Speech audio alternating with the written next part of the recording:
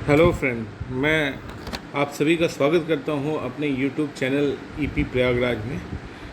आज जो हम टॉपिक डिस्कस करने जा रहे हैं वो है वैदिक पीरियड का पार्ट सेकंड। अब पिछले पार्ट में हमने अर्ली वैदिक पीरियड और लेटर वैदिक पीरियड उनके विषय में डिस्कस किया, उसके सारे वहाँ सोसाइटी कैसी होती थी और इम्पोर्टेंस वहाँ डिस्कस किया। बट इसमें हम डिस्कस करेंगे कि उनके सोर्सेज क्या थे और जो वेदास थे या उपवेदास थे या उपनिषद थे, उनके बारे में जो इम्पोर्टेंट पॉइंट्स होते हैं उस पर डिस्कशन करेंगे, जो कि आपके एग्ज़ाम्स के लिए बहुत ही ज़्यादा उपयोगी होते हैं। तो आइए स्टार्ट करते हैं। देखिए, जो सोर्सेज हैं जिससे हम वैदिक पीरियड को जानते हैं या समझते हैं, वो दो तरह के सोर्स हैं। एक है श्रुति टेक्स्ट और दूसरा है स्मृति टेक्स्ट। ये दोनों ही इम्पॉर्टेंट है। ये दोनों ही सोर्सेज हैं जिससे कि हम वैदिक पीरियड के बारे में जानते हैं। तो आइए स्टार्ट करते हैं श्रुति टेक्स्ट से। देखिए, जो श्रुति टेक्स्ट है उससे हमें जानकारी मिलती है या हम उसके बाद से जानते हैं वेदास के बारे में, ब्रह्मणास के बारे में, अरंक्यास के बारे में, उपनिषद के बारे में। तो आइए हम डिस्कस शुरू करते हैं वेदास से। तो देखिए, वेदास को भी हम चार भागों में बांट सकते हैं। जो सबसे पहला भाग है उसे कहते हैं ऋग्वेद, दूसरा भाग है उसे कहते हैं सामवेद, तीसरा भाग है यजुर्वेद और चौथा है अथर्ववेद। तो ऋग्वेद जो है वेदों में सबसे पहला जो वेद है, जिसकी वजह से वैदिक पीरियड, अर्ली वैदिक पीरियड था, वो था ऋग्वेद। और बाकी जो तीन वेद हैं ये लेटर वैदिक पीरियड में पाए जाते हैं। तो स्टार्ट करते हैं ऋग्वेद से। देखिए, ऋग्वेद के बारे में जो इम्पोर्टेंट पॉइंट्स है जो हमें जानना बहुत आवश्यक है कि इसमें जो है 1028 हिम्स हैं। हिम्स मतलब मंत्रोच्चार। कितने मंत्रोच्चार है? 1028। इसे भाग दिया गया है 10 मंडलों में। 10 मंडल में से बांटा गया है। जानने वाली ज़रूरी बात यह है कि जो 2 से लेके 9 मंडल हैं ये इसमें लिखे हुए थे पहले से, और जो पहला और 10वां मंडल है, फर्स्ट एंड 10th मंडल, ये बाद में ऐड किया गया, लेटर एडेड। इसे बाद में से ऐड किया गया है। ठीक है, तो देखिए इसके कुछ जो मंडल हैं जो इम्पोर्टेंट है। देखिए, 2nd और 7th मंडल हैं, इसमें वर्णन है गोत्र का। गोत्र का वर्णन कहाँ पे है? 2nd और 7th में है। 9th की मैं बात करूँ, 9th मंडल में क्या है? 9th मंडल में है ये सोम मंडल है। सोम मंडल है। और जो 10वां मंडल है उसमें कास्ट सिस्टम के बारे में पूरी इन्फॉर्मेशन दी गई है। ये 10वां मंडल कब जोड़ा गया था? मैंने बताया ना, इसे लेटर ऐड किया गया था। ये अर्ली वैदिक पीरियड उसमें था नहीं, ऋग्वेद में ये मेंशन नहीं था, बट इसे बाद में जोड़ा गया है। तो आइए इसी तरह दूसरे वेद की बात करते हैं, सामवेद। सामवेद, देखिए सामवेद की जो खासियत है वो ये है कि इसमें 1549 हिम्स हैं, मंत्रोच्चार हैं। और ये इंडियन म्यूज़िक के लिए, जो इंडियन म्यूज़िक है उसका जन्मदाता यही है। इट इज़ इम्पॉर्टेंट और the source of Indian music.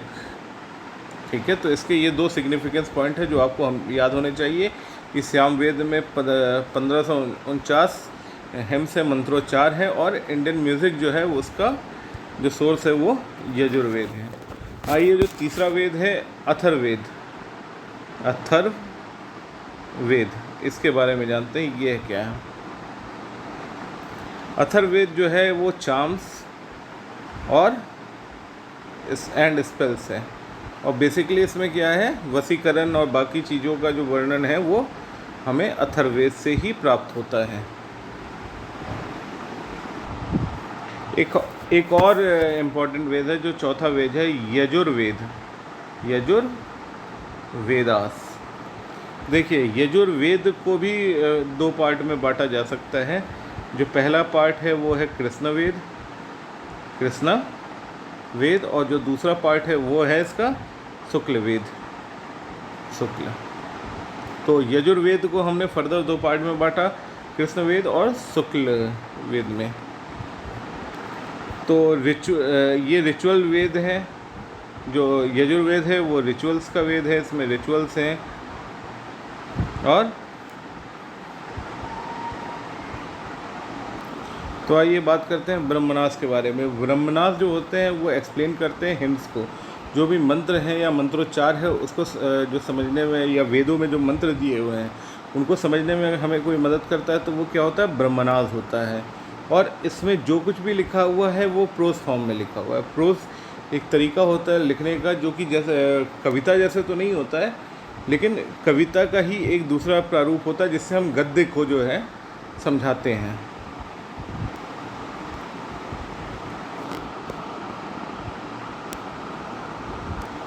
तो आइए हमने ब्राह्मणा जो है उसे अलग अलग वेदों में कैसे कैसे समझाया है या किसने किसने समझाया है ये हम डिस्कस करते हैं। देखिए, जो ऋग्वेद है उसमें ऐत्रेय और कौशिकी इन्होंने एक्सप्लेन किया है उसके मंत्रोच्चार को या हिम्स को। किसने ऋग्वेद में एक्सप्लेन किया, ऐत्रेय और कौशिकी। श्याम वेद की बात करें तो श्याम वेद को पंचविश ने, साधविश ने और जैमिनी ने एक्सप्लेन किया है। ये किसने किया, किसे किया, सामवेद को। आइए तीसरे वेद में आते हैं, यजुर्वेद की बात करते हैं। यजुर्वेद का ब्रह्मनास मतलब कि उसे एक्सप्लेन करने वाला कौन है, तो यजुर्वेद का जो है वो है सतपथ ब्राह्मणा। इम्पॉर्टेंट है ये सतपथ ब्राह्मणा। ये क्यों इम्पॉर्टेंट है, क्योंकि ये बहुत सबसे ओल्डेस्ट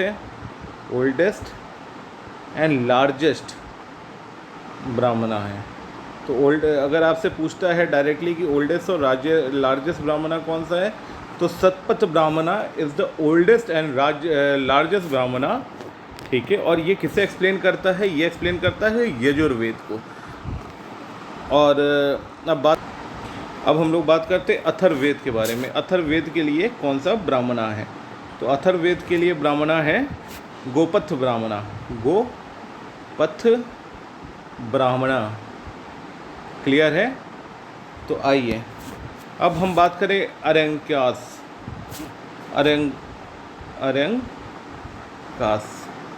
ये क्या होता है, ये अरंक्यास होते हैं for those student who live in the forest.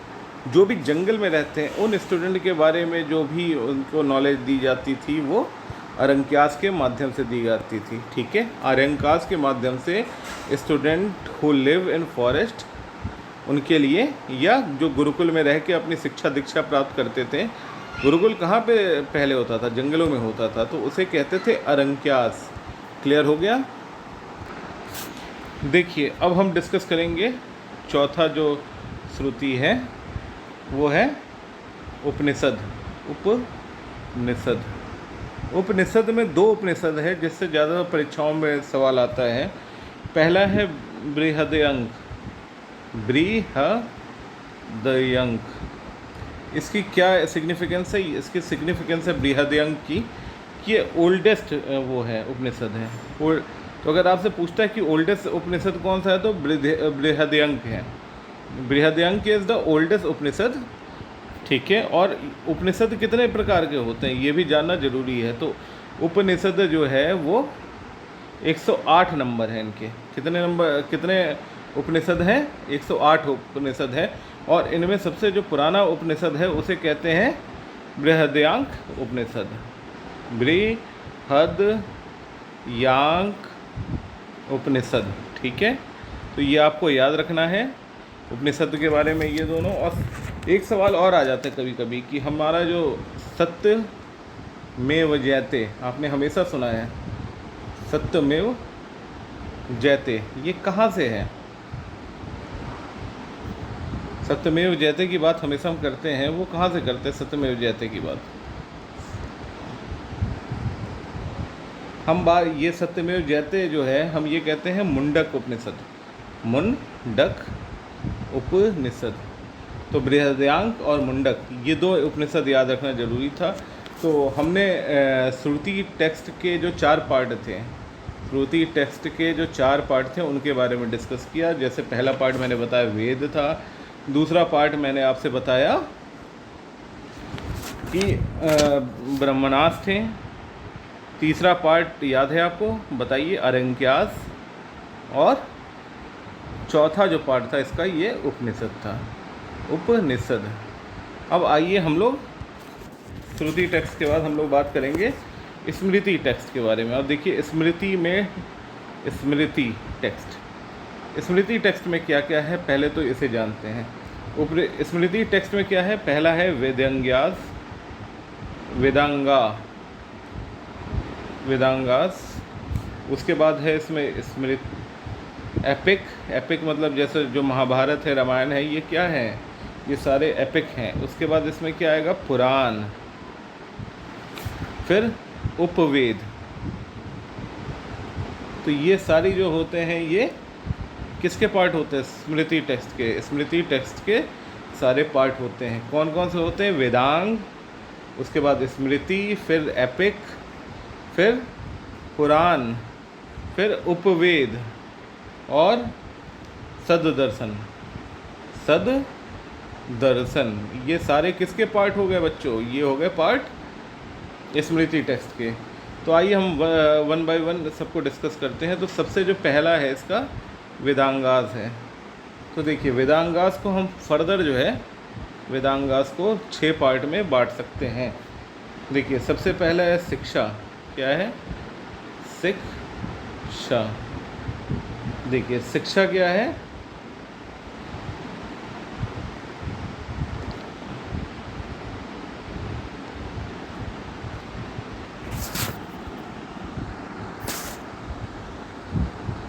तो जैसा कि हमने बताया कि वेदांगास को 6 पार्ट में बांटते हैं। पार्ट बाय पार्ट हम डिस्कस करेंगे।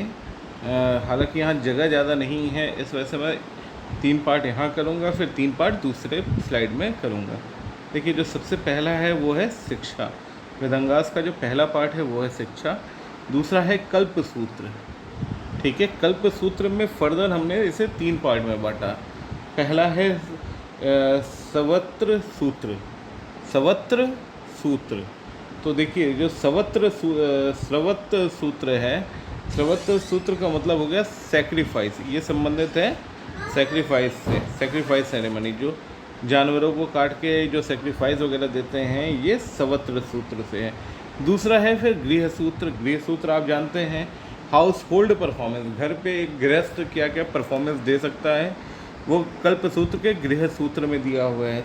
तीसरा है धर्म सूत्र जो है वो डिपेंड करता है आश्रम पे, वर्ण सिस्टम, और जो भी उस समय जो धर्म थे उन पे ये होता था, लागू होता था धर्म सूत्र।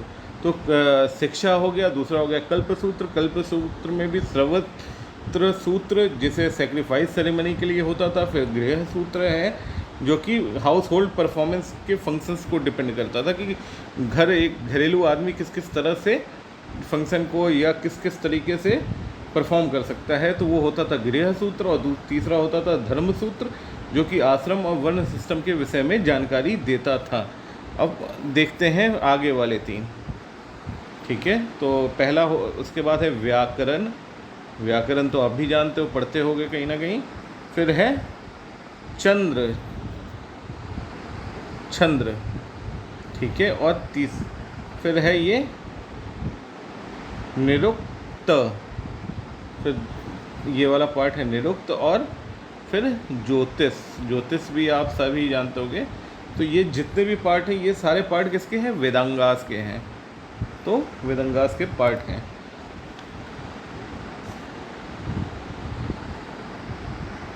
तो आइए इसको 1 बाय 1 हम लोग डिस्कस कर लेते हैं। देखिए जो ये व्याकरण है, व्याकरण जो है ये किसके द्वारा लिखा गया था, ये लिखा गया था अष्टाध्यायी के द्वारा।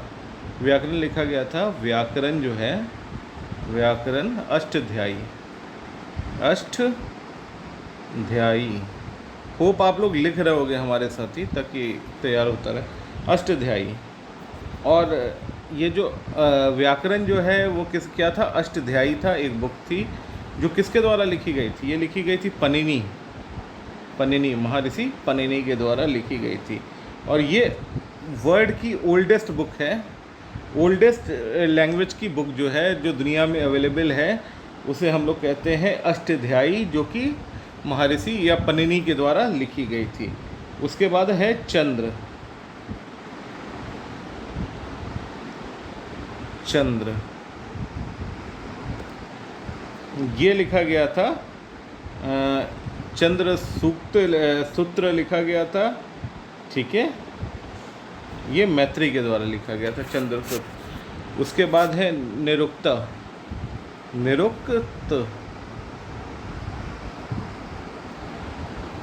ये किस लिए होता था? जो भी वेदास हैं, जितने भी वेदास थे, जो 4 वेदास थे, उनके जो डिफ़िकल्ट वर्ड होते थे, निरुक्तास किस लिए होता था? जो वेदास हैं उसके डिफ़िकल्ट वर्ड जो भी हैं उन्हें एक्सप्लेन करने के लिए हम किसे यूज़ करते थे? निरुक्तास को करते थे। और ज्योतिष तो आपको पता ही है, ज्योतिष क्या था? ये एक टेक्स्ट था। तो आइए स्मृति के बारे में और भी बात करें। देखिए स्मृति और भी है, इसको स्मृति को फर्दर 6 पार्ट में बांटा गया। तो जो 6 पार्ट में बांटा गया, तो जो पहली स्मृति है वो है मनु स्मृति, फिर नारद स्मृति, नारद स्मृति के बाद है यज्ञ वाल्क स्मृति,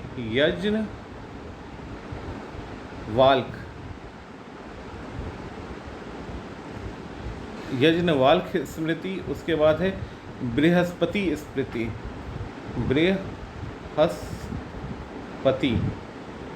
बृहस्पति स्मृति। फिर परसारा स्मृति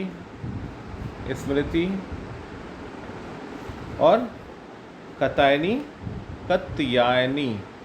स्मृति। तो ये 6 प्रकार की स्मृति थी जो कि उस समय पाई जाती थी।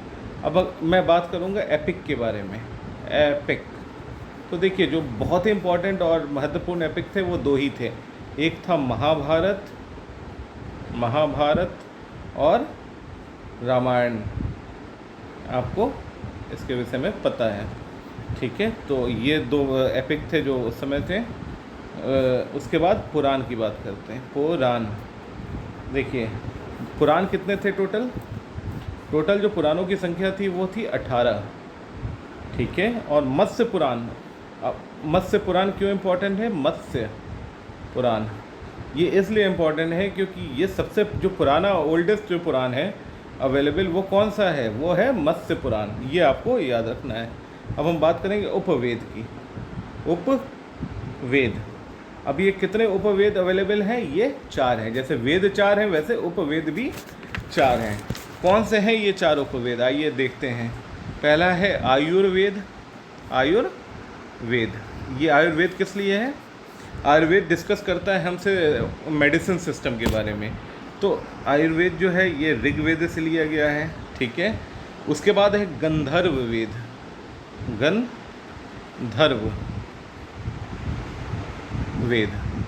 तो जो गंधर्व वेद है ये किसके बारे में है? ये म्यूज़िक के बारे में है, ठीक है।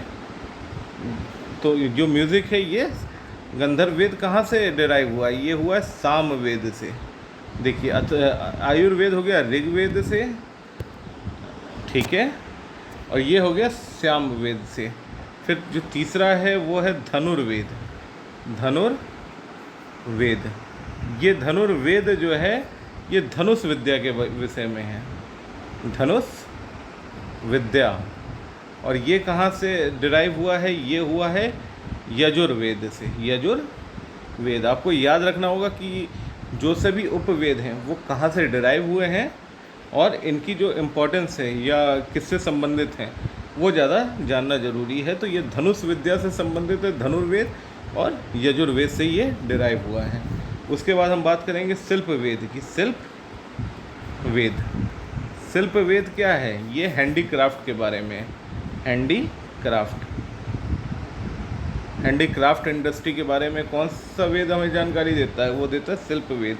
और ये कहाँ से डिराइव हुआ है? ये अथर्व वेद से डिराइव हुआ है, अथर्व वेद, ठीक है। आई होप आपको वेद निषद जो भी मैं बता रहा हूँ उसके जो भी इम्पोर्टेंट पॉइंट्स हैं आप नोट कर रहे होंगे, क्योंकि बहुत इंपॉर्टेंट है एग्ज़ाम्स के पॉइंट ऑफ व्यू से। और उस समय अगर आप नोट करके नहीं बार बार देखेंगे तो फिर आपके लिए बहुत दिक्कत होगी।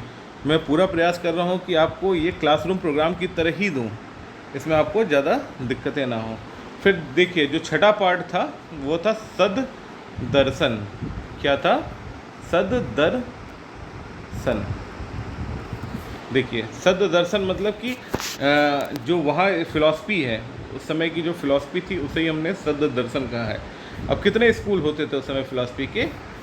सद दर्शन में 6 स्कूल ऑफ फ़िलॉसफी होती थी उस समय, वैदिक पीरियड में 6 स्कूल ऑफ फ़िलॉसफी। अब ये कौन से स्कूल थे इसके बारे में हम लोग आइए वन बाय वन डिस्कस कर लेते हैं। तो जो सबसे पहला पार्ट था वो था संख्य दर्शन। संख्य दर्शन, जो संख्या होती है ना आजकल, नंबर्स या न्यूमेरिक, उसी को संख्य दर्शन कहते थे। तो ये पहला दर्शन था, ये पहला था। तो संख्य दर्शन किसने ढूंढा था? ये क्वेश्चन आता है। संख्य दर्शन ढूंढा था कपिल मुनि ने। किसने ढूंढा था? कपिल मुनि। याद रखिए, लिख लीजिए। दूसरा है योग। सभी को पता होगा, आप लोग देखते भी होंगे। बाबा रामदेव किसके ब्रांड एम्बेसडर है? पतंजलि के। तो योग किसने किया उस समय किया था, या योग के जो सद दर्शन था वो किसने दिया था? वो दिया था पतंजलि ने। बहुत इम्पोर्टेंट है ये। अब जो तीसरा है वो है न्याय दर्शन। न्याय दर्शन कहाँ से आया था बेटा? न्याय दर्शन महर्षि गौतम। उसके बाद है वैशेषिक दर्शन। वैशेषिक, इसे किसने किया था? इसे किया था कनद ऋषि ने। कनद, या एक मिनट, कनद, इसे किसने किया था? कनद ऋषि ने। ठीक है। इसके बाद पूर्व मीमांसा, कई बार आया है आपके पीसीएस और बाकी एग्जामों में। पूर्व मीमांसा, इसे किसने किया था? इसे किया था जैमिनी। और उसके बाद है उत्तर मीमांसा। इसे किसने किया था? इसे किया था बद्रायन ने। बद्रायन। तो इसी प्रकार मैं कंक्लूड कर रहा हूँ अपने वैदिक पीरियड का सेकंड पार्ट अब इस पे ख़त्म हो रहा है। अब जो बहुत ही इम्पोर्टेंट था वैदिक पीरियड, 1 या 2 प्रश्न तो कहीं ना कहीं से आ ही आते हैं, और मैंने पूरा प्रयास किया है कि आपको कंप्लीट कंटेंट दूं, और दिया भी है मैंने। और आपसे यही कहूँगा कि मैं लिंक में अपना टेलीग्राम चैनल सब्सक्राइब कर दूंगा, जहाँ पे जो भी मैं पढ़ा रहा हूँ उसका एक PDF अच्छे तरीके से देने का प्रयास करूँगा, ताकि आप वहाँ से भी देख के चीज़ों को समझ सकें। और जब भी मैं क्लास कर रहा होता हूँ तो अब इसे क्लासरूम के तरीके से चला रहा हूँ, ताकि अगर आप चाहें तो इसे नोट्स भी साथ में बना सकते हैं और बाकी चीज़ें भी समझ सकते हैं। देखिए अब अगला टॉपिक जो हमारा होगा वो होगा बुद्धिज़्म। बुद्ध के बारे में अब हम जानेंगे। तो ये हमारा चौथा टॉपिक होगा। तो बहुत ही जल्द डालूंगा, और आप सभी से अनुरोध करूंगा कि हमारे चैनल को सब्सक्राइब करें, लाइक करें और बेल आइकन दबाएं, ताकि आपको हमारे और भी अपडेट जल्दी से जल्दी प्राप्त होते रहें। धन्यवाद।